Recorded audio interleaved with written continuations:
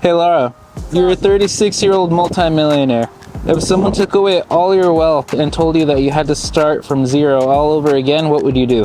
What would I do, huh? Well, number one is financial leverage, okay? I would use the banks, credit cards to leverage money so I could start building a business. For example, I would take out a 0% interest credit card where I don't have any interest for 12 to 15 months. So I could use those 12 to 15 months, borrow that money without paying any interest on it. That's how the get wealthier. I would get into e-commerce right away. By 2026, e-commerce sales are gonna be at $8.16 trillion.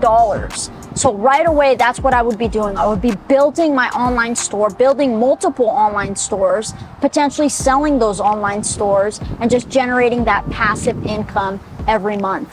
Number three, I would get mentors right away because I would want to get wealthy in the fastest way possible again. So I would not take any time going through YouTube videos, going through trial and error, making mistakes, wasting money, wasting time. I would get mentors that knew more than I do so I could start using their knowledge to start creating a flourishing business so I can get my wealth back on track. So stop wasting time and go make that money online, baby. Let's go!